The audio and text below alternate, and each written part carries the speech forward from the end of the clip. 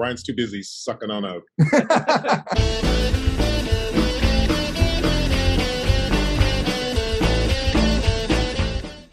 The Transformers story started many millions of years ago on Cybertron. Transformers is G.I. Joe with robots. Transformers is the story that we all needed, but at the time didn't realize it. Hey, everybody. Welcome to Fallingtower's Watch the First podcast, the podcast in which we watch the first episode of a series so that you don't have to. My voice is a little raspy. I only did it to sound like a robot today. So this is for you, everybody. Our very special guest today, Rico E. Anderson. He's an actor. Hey, everybody. We also have our special guest co-host of the day, Dr. Muhammad Noor, who knows all about robots. Hello, pleasure to be on Watch the First. I don't know all about robots. He knows all about robots, and he can't wait to tell us. Ask him all the questions. All the questions. Today, as you might have guessed, we are doing Transformers, the original 1980s series from what, like 1983 or something like that? 84. 84. Episode 1, entitled More Than Meets the Eye, Part 1. All right, Muhammad, take over. I got to rest my voice. So, this is an old cartoon. Many of us have seen it before, but this is a game that Ryan likes to call. Ryan's like, I'm not going to call it anything. You got the list, right? Because I forgot. This is my favorite game, though. It's predictions. Muhammad likes to call it prediculations because Michael before him predicaments. It puts you into a predicament when you don't know what to expect. So I'll jump in first and predict what people think. I think, I'm actually fairly sure that Ryan has watched this cartoon before. I would guess that he was, I know for a fact he was a lot younger when he watched it. I would guess yes. in terms of rewatching. That I will say yes to. You will say yes to that. I would guess rewatching it now, it had a little bit of nostalgic value, but you didn't find it like the most engaging cartoon ever. So I would guess you're going to give it a modest score in the 5 to 6 range. Rico, I don't know if you would have seen this before or not. A good chance you did. So actually, I'll guess very similarly. I'll say similar that I think that maybe I'll guess that you did see it. Maybe it had some nostalgic value, maybe a little bit more so than Ryan, say more in the mid 6 range. So that'd be my guess. Rico, what do you think? Well, I think that Muhammad, I think you really enjoyed it. I think this is like right in your wheelhouse of fun and nostalgia and just all things cool, So I think you really enjoyed it. And Ryan, I think you enjoyed it too, but I think you probably expected more than what you got or what you were. I think you got less low than, kitchen. Yeah. I think you got less than what you expected, but you still enjoyed it. But you were disappointed in the lack of some of the things that you were really hoping to see and experience from it. Well, what do you think, Ryan? If Darth were here, I know what I'd predict for him, that he wouldn't like it. Because when I texted him and told him about this, he said, it seems like an ad for toys. So we'll discuss later whether he's accurate on that assessment. It's funny. Muhammad, I predict that you did like it. I predict that your memory of this show is a little bit more accurate than, say, people my age who saw it when they were little stinkers. Same with Rico. Yeah. Same with Rico. I think you guys basically got what you expected. And so you're going to grade it fairly well. You're going to both give it around a 7. That's my prediction. Now, okay. I didn't grade with you guys. Should I do that also? Or that's okay. You have time to grade still between now and when we get there. So moving on. everybody in the chat, try to guess, what do you think I put in? What do you think Rico put in? What do you think Ryan put in? And I know, that there's a lot to think about. There's 3 people there. You got some time. So to give you some time to be able to put that in the chat, I'm going to tell you what this show was about, and then we'll come back and talk about it more. Does that sound good? Sounds great to me. Awesome. Well, 2 robot factions on the planet Cybertron are running out of energy. When the Autobots take off to find new energy sources, they are attacked by the notorious Decepticons. And a freak accident causes them to crash on Earth and be entombed for 4 million years. They may have seen some Australopithecines. They awake in modern times, and the Decepticons go out in search of energy, a way home, and world domination again. Meanwhile, the Autobots try to stop them, and also to protect the humans whose vehicles they curiously resemble. There's a lot there, by the way, but we'll talk about that a little later. Everybody at home, make your predictions, whether I liked it, Muhammad liked it, Rico liked it. While you're at it, give this video a thumbs up, give us a 5-star rating, give us a nice review Rico's hair, tell him it looks beautiful, because it does. Do my hair too? Just kidding. Yeah, go for it. It'll be a short review. Fabulous, Muhammad. Short review. What's next for us, Muhammad? Well, next we want to talk about what we expected and then what we got. And this is a game I like to call, again, copying my role model, Michael Kenyon Rosenberg, Expect-Getchen. What did you expect and what did you getchen? So, I have a quick question. Did Muhammad, not Muhammad, did Michael, when he said expect, what's the word? Expect-Getchen. Right. Did he really emphasize the getchen like you do? I'm not sure. Do you remember Ryan? Ryan's too busy sucking on a. I'm sucking on a going there. He would say expect-getchens. I think he emphasized all of it. Yeah. Whereas I emphasize the getchen. So I'm all about the product. Yeah. It's the Muhammad twist.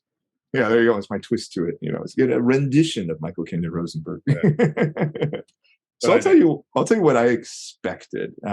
This is a show I had seen before, but I don't think I've seen any episodes of it since the 1980s. So I was digging far back. I remember when Ryan texted me saying that we were going to do the show, I immediately quoted part of the theme song to him back. I said, "Oh yeah, Autobots wage war to battle to destroy the evil forces of the Decepticon." I still remember that. Those brain cells I don't know why they're being used for that. In terms of the plot, I remember the Autobots and the Decepticon. I've seen reference to that, and I've seen some of the modern movies. But I didn't really remember what was the story of the cartoon. I didn't even really remember if the cartoon had the same story as the movies in the context of how they got to Earth or even how they were here. So honestly, the expectation was pretty minimal because I didn't remember the specific. I just remember them fighting all the time and transforming. I remember the action sequences, but I didn't remember the setup, which was what I anticipated this would have as a pilot. So a lot of it was new to me.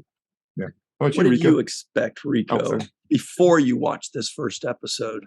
So before I watched the first episode, I expected my expectations were pretty high because I remember growing up with just robots, in disguise. What's the other one? Yeah. All right. So thank you.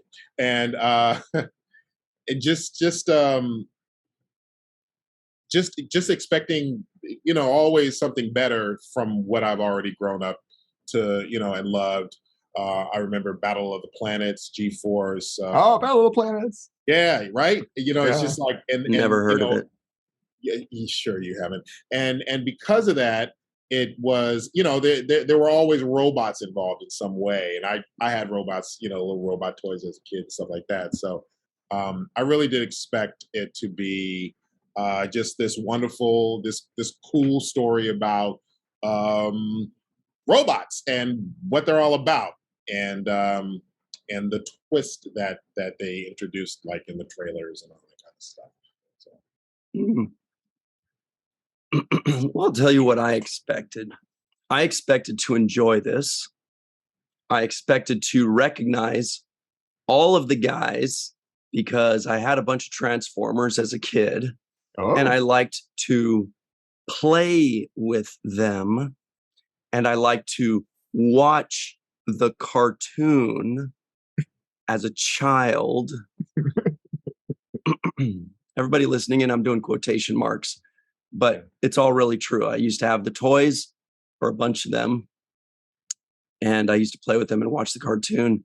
So I was expecting to like this very much, to know all of the guys, or at least kind of close to it, at least recognize them, because I had a bunch of them. And I thought I was going to sit down, relax, and just have a good time. But that's what we expected. What did we actually get, Mohammed? great question. So Thanks. it did have an origin story. I'll grant that. I didn't remember the 4 million years thing, even though that presumably matches parts of the movie. So I honestly didn't remember most of the specific ones. I mean, of course, I remember Optimus Prime. I remember like Starscream and Megatron. I remember the main ones, but I didn't remember a lot of the other ones who came up. I actually wrote down some of the names. And I was like, oh yeah, Holler. I don't remember Holler at all. Ravage. Okay. A lot of the specifics that came out there were different. You don't remember I found Ravage? How dare you? Sorry. I found myself asking a lot of questions watching it. I have like a long set of questions in here. Like, what woke up the computer and Pro? When they woke up, why didn't they just destroy the Autobots? I found myself like asking so many questions. Like, what? Why? I think we can get into more of those as we go through the whole thing. There were a lot of things that didn't quite make sense all the way to me. It's okay. I mean, it was the start of an origin story, and I guess the biggest question, which is a weird one, and I almost thought when they were doing the little scanning thing of, for example, the big hauler truck, and then it went over to Optimus Prime. I almost wondered, like, is that going to explain why they look like our vehicles? It's kind of like, it seems an amazing coincidence that our vehicles happen to resemble these robots from another planet, but no. It wasn't really that. It was almost just like, hey, oh, here's a truck. We can make him look like this one, which you already did before. Okay, so I don't know. Like I said, I was left with a lot of questions, which kind of bugged me, which as a kid never really bugged me.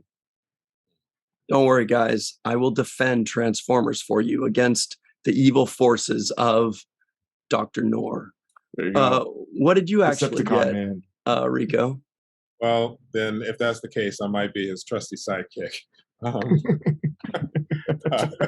His mini-me. I thought it was a little all over the place, and I felt like it could have been kind of brought in more in terms of introductions and just overall story, which, of course, it's part one, so there is a part two, so it didn't end. But I really wanted this first episode to really hit me hard in a way where I was really excited about wanting to care more about these characters, and also just wanting to see what happens next. And I felt like it fell a little short on that end. And again, it's going back to different, just robot characters that I grew up watching, playing with. And I think those, me comparing to that helped to lead to that particular conclusion. So I wanted more. Man, I wish I wasn't losing my voice because I have so much to say on this. I kind of sound like Starscream now. No. Who, by the way, always sounded like Cobra Commander to me. Must be the same guy doing both voices. So I actually got pretty much what I expected. There were no major surprises. It wasn't any worse than I expected or any better than I expected. I did make sure to pause a bunch of times to catch every single name of the guys, because when I heard the names and saw the toys or the guys, I would recognize them, but I needed that connection to be made. Like when I saw the big black Jeep guy with red knees and all that, I was like, who the heck is that guy? And then it turned out to be checks Jumper notes. or Hound? No. Hang on, almost there. Jazz. Nope. A bunch of names that came up that I was like, I don't remember these ones. Trailbreaker. I didn't even write that one Trailbreaker down. is the answer. We only got it once because at one point Jazz says like all the names. So anyway, what I got was something that was enjoyable, like I expected. It was kind of like a commercial for toys, like Darth expected, but I liked it. I've got a shitload of nitpicks like Muhammad, but different ones. I think I've got different ones, and we'll get into those right now. Yay. So Muhammad, they did explain, like at first they would transform on Cybertron. They would transform into Cybertron vehicles. Oh, I see. And then, so I see. So when they came here, that's what made them alter to. Oh, right. Okay. And then that's why they were being scanned. When they like landed, when they landed, they had that probe that went out and was saying like, explore, or whatever it was saying. And it was scanning Earth vehicles to make them transform. So it did absolutely explain that. However, I misunderstood that. Yeah, I thought they were already doing that. And that was just the repair thing. I'm like, we just happened to look the same. No, they like Bumblebee. You saw he transformed into originally on Cybertron into like a vehicle that looked like a manta ray, kind of. I just thought it could transform into more than one thing. Oh, how little you know of the Transformers. Oh yeah. And same thing with Wheeljack. He transformed into like a shuttle kind of thing. However, my nitpick is a cousin of your nitpick, which is that how do the Transformers, when they are in robot form, like look at Optimus Prime, he still looks like in robot form something that transforms into semi-truck, right? Even though on Cybertron, he did not transform into a semi-truck, and he did not have those windshields, especially the Decepticon excuse me, jets. They had the cockpit on their chest. They had the jet cockpit. And I watched closely on Cybertron, they transformed into these spaceships with no cockpits or nothing. And the cockpit just disappeared into their innards. So the question is, if they look like these Earth vehicles from the very beginning, how did they transform into the non-Earth vehicles on Cybertron? And what the answer is laziness, because they really should have made the robots themselves look different and look like the vehicles they transformed into on Cybertron. And that was my big, accurate, hateful nitpick.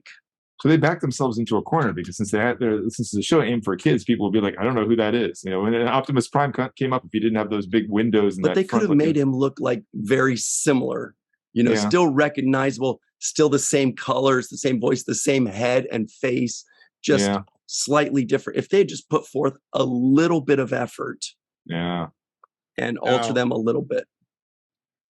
Now, the thing that was always funny to me, piggybacking off that, was the fact that, and again, it's for kids, so I think in their minds they're just like, they're not going to trip off that. But like when Optimus Prime turns, into the truck, all of a sudden the back part just kind of like comes out of nowhere and just kind of like joins him, and he's just like, he's together. Did I just freeze up? We hear you, okay. But I see what you mean, though. There's a lack of conservation of mass there. Yeah, but again, I think it's because it's kids. We're not gonna trip off that. We're not gonna be like, wait a minute. Yeah. So I thought that was. So what makes one an Autobot or a Decepticon? Can they switch? Could like Starscream be like, I'm going to join the Autobots now, or is it like programmed into them? They're now Decepticon. That's a good question.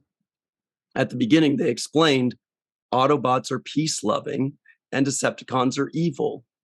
That's it. Okay. When it's you're just 8 years old, principle. that's all you need. Oh, That's all you okay. need to know. So the Good Autobots guys, are good. bad guys. And it's like Good there's guys, bad no gray area There's no switching whatsoever, no sides. Right. nuance. There's like nobody to go, hey guys, I'm feeling both of y'all, but Yeah. I don't know about pick. I don't know if I could pick sides.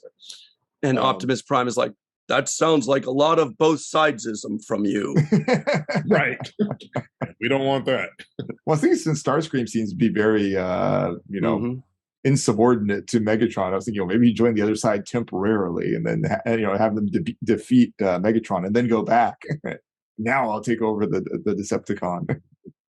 And I love how dated it is. Of course, watching it back then, you wouldn't think so, but like one of the Transformers, their front piece is Cassette recorder. for the cassette recorder. So it's like, Soundwave. yeah. And I thought that was hilarious. Yeah, and I noticed that too. Like that came off very dated. Like, oh no! Today people today be like, what is that? Yeah.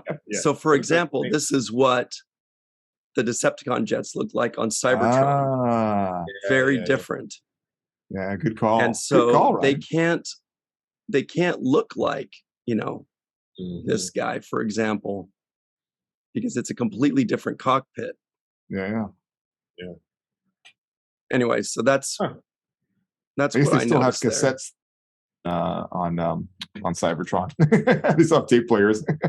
And then Soundwave turned into a lamp or a city. What are those? Yeah, when he was hiding from them. A street lamp. He just goes. What does he normally turn into? I didn't notice him transform. A boombox. Oh God, that's the one. Yeah, and he just sit there. From boombox. And Ravage, Rumble, Frenzy, who looked just like Rumble but was not featured in this episode, and Laserbeak. Laserbeak was there, yeah. They all turn into cassette tapes that didn't play any songs, but that would fit into Soundwave. And do what? Cool. Fit into Soundwave. That's all they did. And then they would transform. They were like the little Transformers. But it was cool because you get Soundwave, and I think he came with one of them, like Rumble or something, for example. You could buy and then you could get the others. He had 4 or 5 tapes that would come out. Another thing that I thought was kind of cool, and like you look at it now, as opposed to back then, I forgot who it was, but he was like, it was towards the end of the episode, and he basically turned into a gun. But like he's like big burly Transformer dude, Megatron, and all of a sudden he's just like, he shrinks, right? And they all have these giant blasters on their arm, and it makes you wonder, why do they need this one little gun when they have a giant blaster on their arm? And he's got a giant blaster on his arm, Megatron does. So why does he need to transform into this little thing? And the answer is for 80s toys. So kids can be like, I got a gun, I got a cassette player, I got a one of them turns into like a microscope. They're all like functional toy kind of things. And if it didn't come with them, it was toys sold separately. There you go. Yeah. So I have another question. Like, given they can fly, like Optimus Prime can fly, why does he transform into a truck at all? I just fly where you're going. It would be a lot faster. That's true. No reason to ever turn into a car. Yeah, and especially the guys who are trying to get away from Laserbeak, like just fly away. Use your foot jets and just get out of there instead of driving around these curves and crashing. And if you look at Optimus Prime on Ryan's thing and mine too, you notice that he was well aware of A, the pollution content, and B, it would probably be some form of pandemic, or C, he doesn't want to get sick because he's totally wearing a mask. He's totally wearing a mask. Just thought I'd point that out. N100. Just saying. Yeah, he's the only one wearing a mask. Yeah. He's like, I don't know this planet. So back to the original thing that you said, Ryan. I mean, that's a good call in terms of what was happening with the scanner. But if that's the case, why did that fix them? Like, if like he couldn't turn into a truck before, they scan a truck. Like, why does that wake him up? Because I mean, our trucks don't wake up and talk. That's why I thought maybe it was just it happened to have a similar blueprint. Like, oh, okay. But if you'll notice, when Starscream shot the Autobot ship, Mhm. that knocked Optimus Prime into the vision of the repair thing or whatever, and that's what started the repair. So if Starscream hadn't shot the ship, then Optimus Prime would still be laying there, and none of the Autobots would have been woken up. So Yeah, I understand Starscream why they saved didn't the day destroy for all them. the Autobots too. They had them like all the Decepticons were awake in the ship with the sleepy Autobots. Like, just take them apart. They'd be done.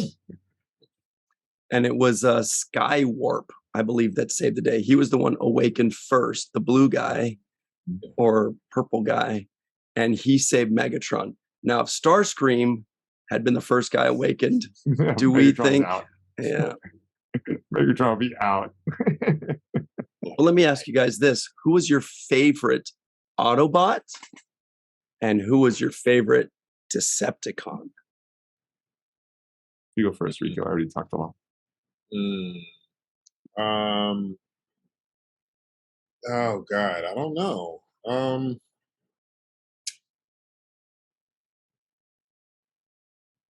I love them all. I love all my kids equally. That's my answer. I'm going to default to Optimus Prime. Okay. Always been a fan, and I just,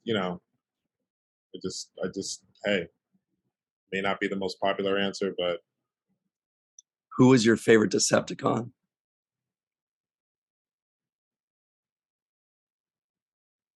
I know. I create the dead air questions. we're gonna have to edit that part out. I'm gonna pass on that answer. Oh, I know. I had one job. I think for you me as didn't a even kid, watch I liked. this.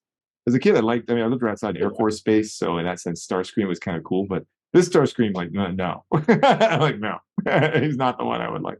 But Decepticon, I'd pick Soundwave, just because I like the idea of these cassettes that could pop out and do other things. Like, oh, you're good. But if I saw him turn into a boombox, that may have put me down. Like, oh, okay, no, like that's a lame power. But Yeah, actually, he was like a you, little boombox, like that big. oh my toy. gosh. But I'm like you, Rico, for the Autobots. I mean, honestly, people love Bumblebee and stuff like that, but I mean, Optimus Prime, man, he's where it's at. He's the main guy. Always been a fan. Yeah, I remember the outcry when he got killed, right? Spoilers, but yeah, me too. He was replaced by Rodimus Prime. That was not a good. That was not a good switch. It's interesting how like years later, Bumblebee becomes like a standout. And like in the movies. Like, well, because they changed the car that he turned into. He's no longer a VW Bug. He turned into like a Lamborghini, which is what two of the other Autobots already were. Sideswipe was the red one, and I think Sunstreaker was the yellow one. They already had two Lamborghinis, so they made Bumblebee kind of steal their thunder and then just deleted them, I guess. But and I never liked Bumblebee as a kid. I was like, who is this dork? Yeah. It seemed like there was one of the voices in there. I guess we just look it up. Was Scatman Crothers? Is that Jazz? That's got to be Jazz. I think so. Yeah. It sounded very much. He has a very unique voice. So he was great. He was kind of like Optimus Prime's lieutenant. Like he's like Hound. Was it? No, it wasn't a Hound. It was. Who did I just say it was? Jazz. Jazz. He was like, Jazz, set up a team. And he's like, all right, Prow, you come out. Yeah. I'll tell you, my favorite, I guess, was as a kid, I definitely liked Optimus Prime probably the best because he was the biggest and the coolest. I also really liked Sideswipe because he was a red Lamborghini. That's pretty badass. Okay. Those were good ones. As far as Decepticons, I was always rooting for Starscream. I wanted Starscream to finally get his day to shine. Megatron didn't do anything for me. I know everybody liked Megatron, but I was like, Starscream, man, I want the rebel to win one day, and he never did. So that was my favorite. I also liked the other Jets. and I feel like they never got as much love as they deserve, like Thundercracker and Sky Warp. You know, there are like 4 or 5 of them, and those were the coolest for me, but they never really got a ton of play except for Starscream. And Starscream was always used to be like kind of the butt of the joke, or the guy that always failed, but I was always rooting for him. Like the underdog there. Yeah. There was one thing I really liked in this episode, which I'd forgotten about this from the show, but actually I thought it was a really nice thing that the show did in general. I remember this even from watching it back in the 80s.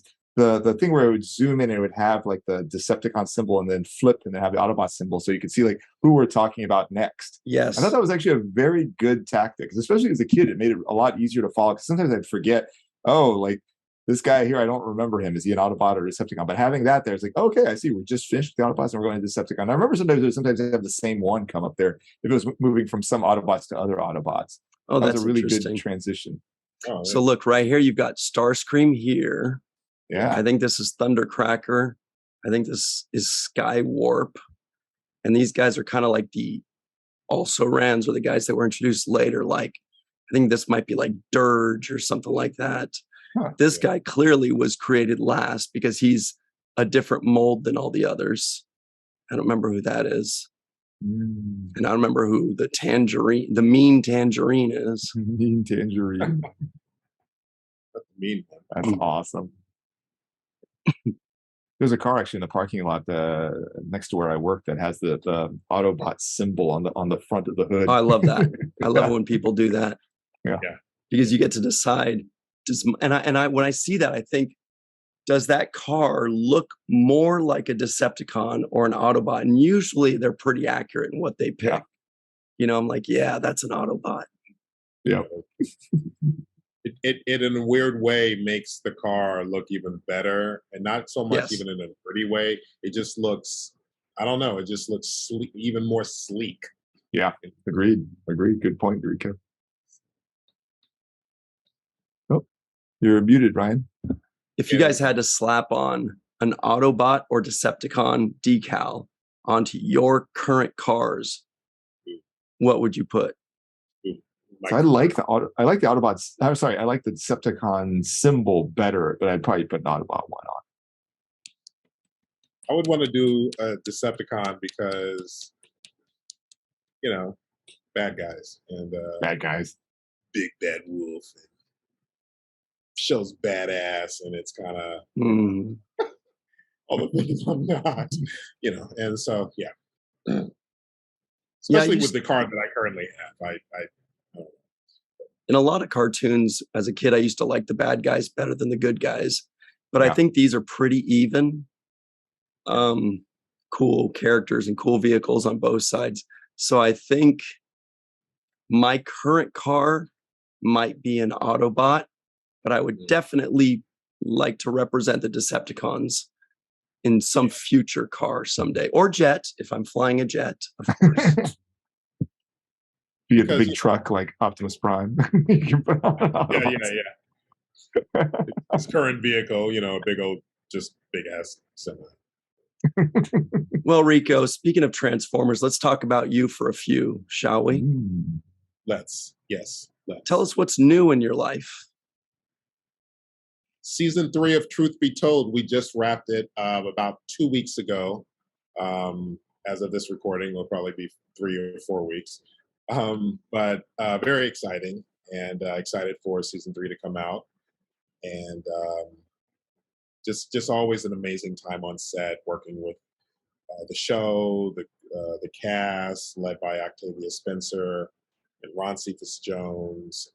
Just such a master class, just being a part of it, and being a part of such a wonderful production, from the cast to the crew. It's just been an amazing ride. That's on Apple TV, is that right? Apple TV, yes. Apple TV Plus. Apple TV Plus. Awesome. Yeah, it's a subscription, but Apple TV Plus has some great shows. So if one is interested in watching the show, which hopefully you are and you will, go on Apple TV Plus. You got to scroll to find us, because we usually don't end up right when you click it on, but we're there.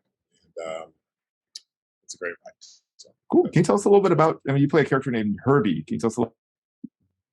Herbie on the show? Yeah, so I run the biker bar called The Knock, which is owned by the Scoville family on the show. And it's a whodunit.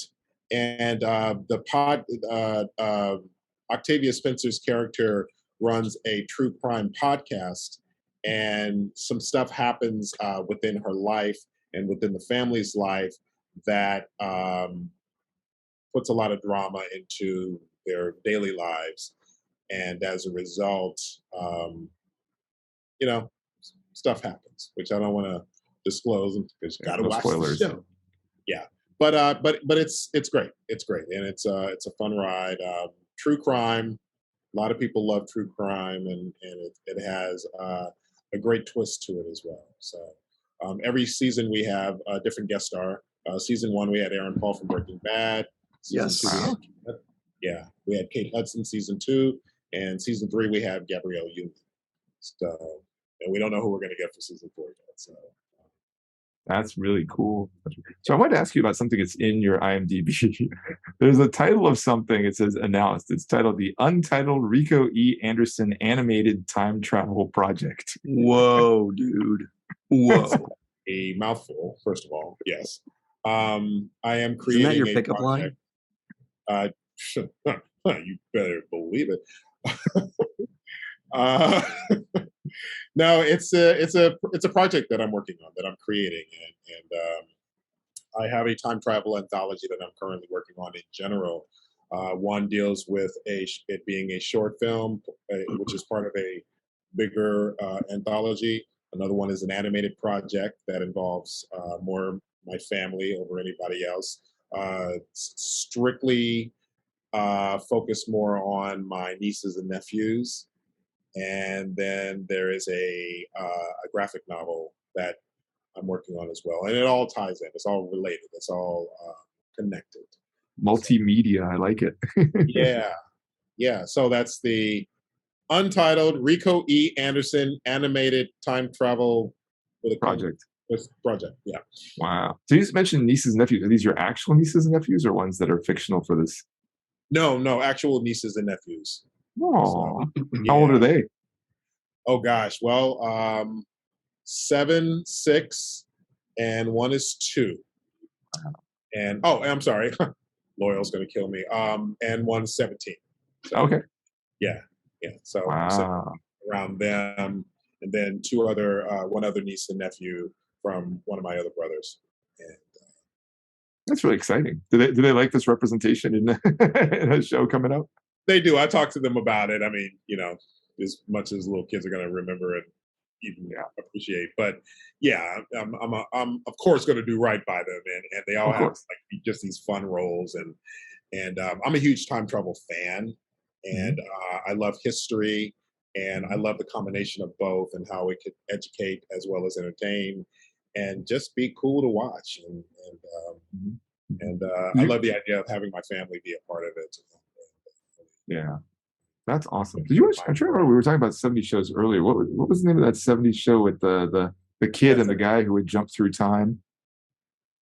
What's it called? No, I was jokingly saying it was called That 70s Show. But. Oh yeah, no, not that one. Do you remember the it's like long before Sliders. This was like late 70s, early 80s. Do you remember this? I don't know. There's a kid who was a history buff and had a guy who didn't really know much, and they jumped through time. And the kid would always be like, "Oh, we're now at the Revolutionary War. This is about to happen." Blah blah blah blah. But it reminds me of what you're describing there in terms of being educational as well as. Yeah. I don't remember that show. I don't know. I'll look it up later. That's all right. I should know it since I'm doing time travel stuff. But. Cool. Any other projects of interest or upcoming events or anything like that? Always auditioning, always working on just the next level. As an actor, we are constantly auditioning, we're constantly networking, we're constantly going out there and mixing and mingling, and with the hopes of getting the next gig. And right now, it's a very heavy audition season. Episodic season is coming out now, so it's a very exciting time because things are starting to pick up more, and working on hopefully doing more voiceover work as well. So I'm excited about that. Do you enjoy voiceover as much as acting in person? I do. Yeah. I love it. It's such a great medium and so different from getting pretty and jumping in front of a camera. Yeah. You can show up in your sweats and be the next Optimus Prime. Sipping your iced tea. Yeah. And trust me, I have my sights for a few really cool animated projects that I'm really hoping to dip my toes in and get busy with. So. Well, speaking of dipping our toes into things, I did a little research. The reason we only see 3 of the jets on Transformers right now, and everybody, that's Rico E. Anderson. Check out Truth Be Told, by the way, is because in 1984, when this cartoon came out, sorry, not a toy commercial, there were only 3 jets, and then they released 3 more the next year, and then 2 more the next year, and then 3 more the following year. Check this out. So first you had Starscream, who we know, Skywarp and Thundercracker. But then the next year they added these 3, Dirge, Ramjet, Thrust, and then a bunch of others. So yeah, I remember these 6 here, but I don't remember who that orange guy was that we saw. I don't know where the heck he came from. Yeah. So if any of you know who that orange Decepticon jet is like Tangerine or something, let us know. Actually his name, Tangerine? No, I'm saying he was Tangerine color. Oh, okay. I thought his name was Tangerine. I mean, that'd be hilarious. I guess. I Googled and found the name of that TV show. It was actually 1982. It's called Voyagers with an exclamation mark at the end. Oh, okay. Okay. Looks like his name is Sunstorm. Sunstorm. I don't remember him at all. Anyway, you guys, it's time for the terrible twos. Bottom line.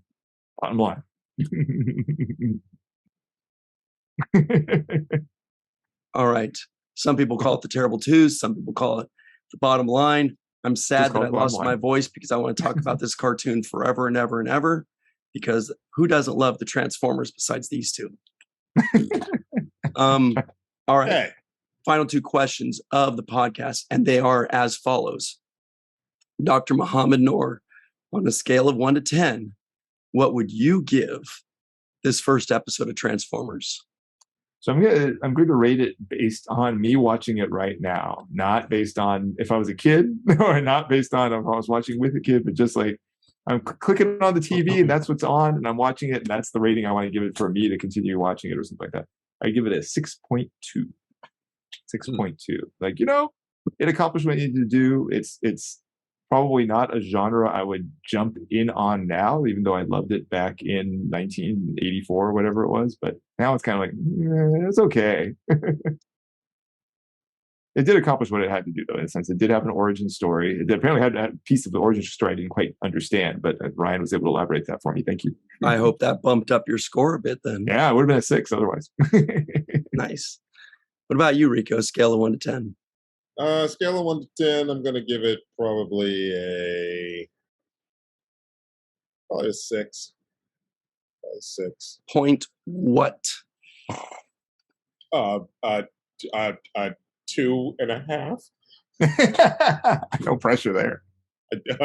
Tons of pressure there. 6.25. Nice. Yeah.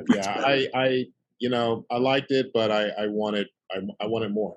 I wanted more, and I wanted just more, just better character, just development in general, and I just wanted you to hit me with, like, you're hitting us with a whole lot, and I want to really know about these characters more, and just so. And I felt like while we got that, it could have been more. Respect. All right. Well, I'll tell you what I'd give it. 6.8. Oh, so actually all pretty close. Yeah. Okay. Yeah. It's funny that you guys were pooping on this show and I was reveling in it, but we're all in the 6s because that's really what it is. Yeah. It was fun. I loved it as a kid. And believe me, a 6 as an adult, when you're watching it as a kid, it's the greatest thing in the world. Yeah. And it really was an ad for toys because we went out and we wanted to get the toys. We wanted to get, they had like $10 ones and $15 ones and $20 ones, depending on size. And so we get them. And then, a couple friends are around where I lived. We would combine ours. This guy had a few, I had a few, this other dude had a few, and we'd be playing Transformers. And then you watch them on TV. And so it was pretty awesome. Coordinate your purchases, so you each like bought different ones, or did you? I don't do that. Think so. Maybe once or twice, but there were enough Transformers where we could all have 15 of them or 10 of them, and it wouldn't really overlap because I can't remember any overlapping. But I'm sure there were more Optimus Primes than any. Yeah. I mean, I never had Optimus Prime. Yeah. Really? I didn't have Starscream. My brother had Starscream. Okay. So I kind of did. You kind of did. You had access to Starscream. I had Ironhide, and he was that red van, and he was one of the few guys that was the biggest ripoff. Like when he transformed into a robot, he was absolutely terrible. Like in the cartoon, it shows his head popping up out of the windshield, but in real life, his face was behind the windshield, and it was just a sticker. Oh my God! Look, I'm going to show you this right now. Oh it was it was the biggest ripoff of any. I was so sad. Yeah, so here it is. Watch this. And it was like $15. It was one of the more expensive guys. Oh man! So look at this. What he looks like when he transforms. Like no hands. Right. His feet were dumb. Yeah. And you didn't know that before you bought it, right? No, because on the cartoon, it showed his head popping out and being like a regular head, not a sticker on the seat. You just had to add the sticker in his back. I mean, that was terrible. And then some of the other guys, like kind of looks like that thing from Aliens that Ripley was on. Yeah, it does look like that. It's a good call. Get away from her, you bitch. Yeah. Like Sideswipe when he transformed, and those other guys, they were really cool Lamborghinis, but their feet were stuck together when you transformed them. And anyway, there are a lot of them that basically they all looked great as vehicles, but it was pretty hit and miss when they would transform into robots. Anyway, so 6.8 for the cartoon, higher or lower depending on which toy we're talking about. Question number 2 is, for the purposes of this podcast, we all had to watch the first episode of Transformers, but now that the podcast is over and Ryan's going to rest his voice, free to move about the internet. Yes. Muhammad, would you, of your own volition, watch the second episode? I would not. Sorry. I mean, again, it was okay, but no, I'm not eager to watch it. What about you, Rico?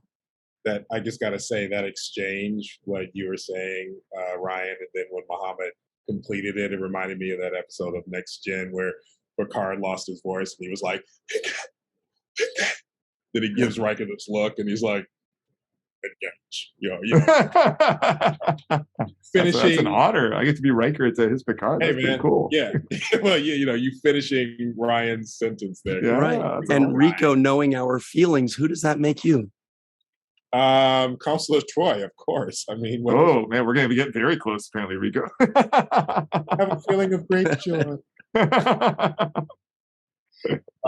Would I watch it again? God, I honestly don't think I would. I don't think I would. And I'm a type of guy who likes to see things through with these shows, movies, any franchise, especially stuff that I grew up with. I want to see stuff through it. But I just didn't really have the interest of seeing what happens in part 2.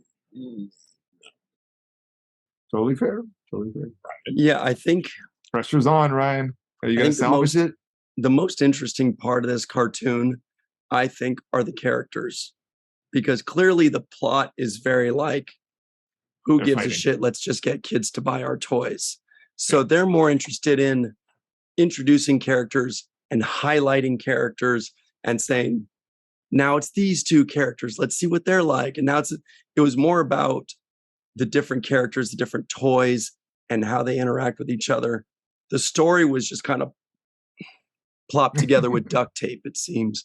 Not very interesting. Didn't really care about the story at all. But yes, I would watch the shit out of episode 2 and 3 and 4 because I want to know each and every character. And I want to know what they transform into. I want to remember their names. I want to see Starscream win one day and beat up Megatron, who transforms into a stupid little pistol. Get out of here with that crap. Are you more tempted by the fact, I know you generally speaking like it when there's a bit of a cliffhanger at the ending to tease you for going in. There was that cliffhanger with Optimus trying to save the people with the oil rig. Did that add to it at all, or was that just kind of background? 0%. 0%, okay. I barely even remember the cliffhanger. Because it's not even important. Who cares? What did they do? Steal? Oh, they were saving humans. I remember as a kid, I didn't care about the humans at all. I'm like, I don't watch this to see humans.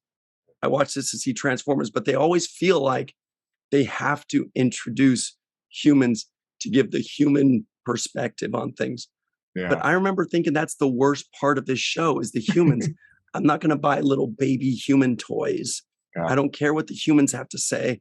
I want more Optimus Prime. I want more Starscream and Dirge and all those other guys.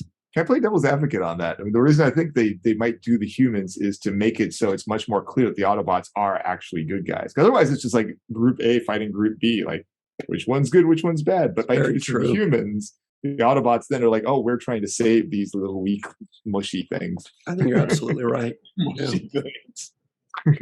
But that's us. We're the I hated them. I did not want to see one human saying one thing because I was taking time away. It was all about, I remember it'd be like about Bumblebee and the humans. I was like, oh, yeah, give me something else. Anyway, it didn't have the girl from the movie. I'm just kidding. You know what I'm talking about? I can't remember her name. Bumblebee? Megan Fox. Yeah. Oh. Didn't have her in the cartoon. No. Well. That's then right. Megan Fox. Yeah, she was just fine. Yeah. So, all right. That's about it for us, everybody. You got 3 yeses from us. And nice try. Everybody at home, tell us what you think of Transformers or the generic version. When Darth used to work at Blockbuster Video, he said they would get these straight to video cassette, straight to VHS movies that were like Japanese knockoffs. And this one was called Transmorphers. So go check out Transmorphers and tell us what you think of it. Not even GoBots. I mean, come on. Yeah. Oh, man, they got a morph. Yeah. That is hilarious. Anyway, that's about it for us. So thank you all for joining us. Thank you, Rico, for playing with us. And what I'm trying to say is this podcast was transformative. This podcast was more than meets the eye. This podcast was Robots in Disguise. Okay. Good enough. We'll take it. So in the comments below, give us your suggestions of Saturday morning cartoons. Make sure to like and subscribe and tell us what you think of Transformers. And then, maybe we'll take your suggestions and do the next Saturday morning cartoon based on what you say. Maybe. I guess that's about it. Right, Mohammed? Yeah, well, a couple of quick things. Don't forget to become an organ donor, as Michael Kenyon Rosenberg likes to say.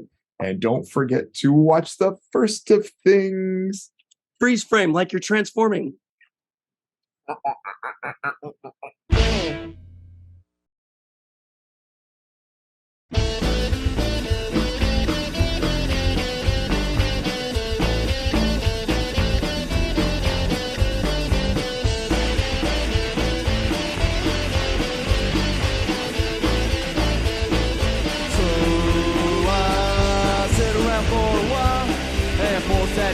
smile. They're pretending